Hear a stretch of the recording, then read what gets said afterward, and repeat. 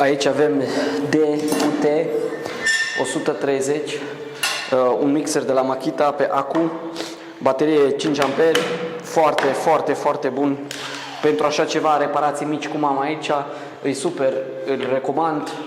L-ai luat, l-ai adus, nu ai treabă cu cablu, cu curentul, cu nimic, e foarte practic, foarte la îndemână. Hai să vedem și cum învârte, așa, punem un pic de apă aici. Aici am trusa de șpăcluit, mi-am pus-o aici pe masă.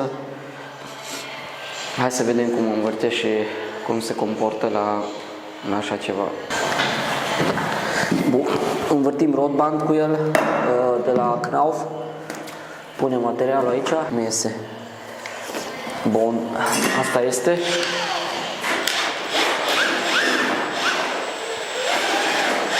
Mai treabă.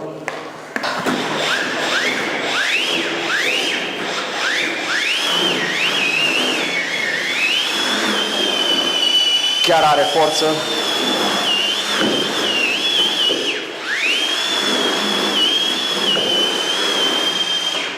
Așa.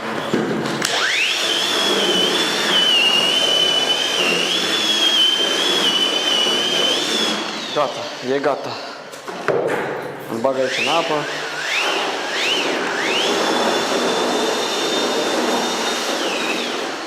Îl recomand pentru învârtit vopseaua, pentru glet. Poți să faci și estri cu el. E foarte bun. Vi recomand, e super practic, super la îndemână. Are un mâner, poți să-l muți pe oricare parte. Asta e capul cu care el a venit. Are turație, are tot ce vrei. Două viteze, poți să-l dai de aici, are două viteze. Învârți viteza, acum mergem mai încet. Poți să învârți material cu el pentru gresie, faianță, șapă semiudă, clar, nu duce foarte tare, ca și un mixer pe curent, dar e practic la ce ne trebuie nouă. E super practic.